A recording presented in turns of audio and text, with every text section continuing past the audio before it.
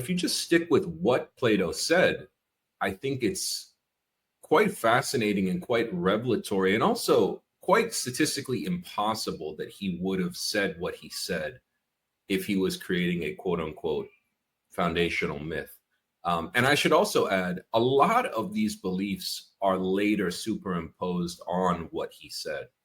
I look at what he said to the best of my ability. And just to start off there, as I mentioned in my book, in the character of Socrates, who's really Plato speaking through the dialogue, as he's describing to Critias in the eponymous dialogue, he says regarding Atlantis, every word of this story is true, as strange as this sounds.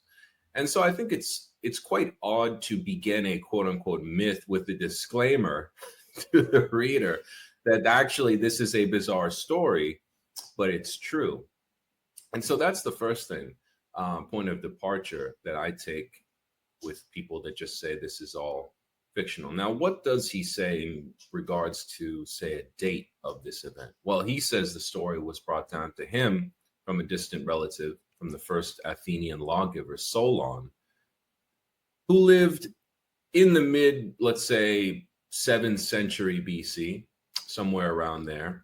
And that gives us a date, let's say roughly of 620, 630 BC. Let's just use that date, 650 BC, just to round it out.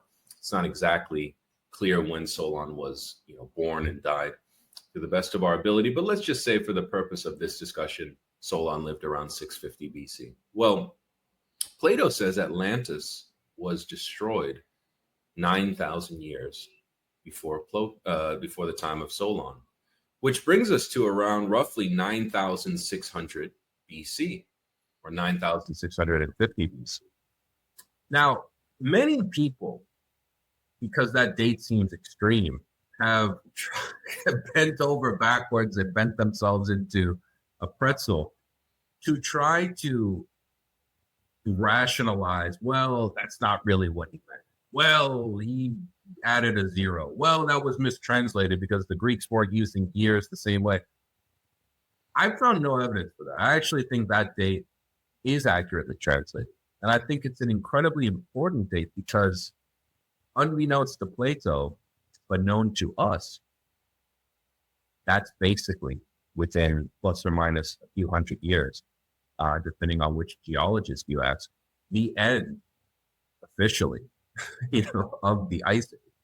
And we now know, almost I would say beyond a shadow of a doubt, that the Ice Age did end cataclysmically over a period of hundreds of years, and likely due to comet fragment impacts, as Graham Hancock, Randall Carlson, many others have noted. So I would say right there, if we were just looking at this objectively, regardless of what the civilization looked like, its exact timeline. But if we're just taking that as a point of departure, we have an incredibly credible source in the, I would argue, progenitor of Western philosophy, giving a very specific date that aligns almost directly with modern geological evidence for a cataclysmic ending to a human epoch.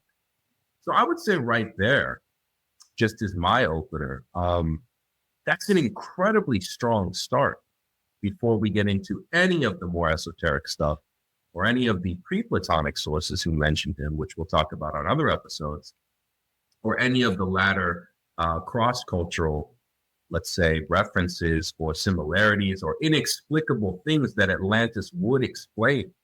We just take the foundation from, say, Plato. That's an incredibly important correlation, I think. The end of the Younger Dryas and this 9,600 BC date that Plato claims Solon was told by the temple priests at sites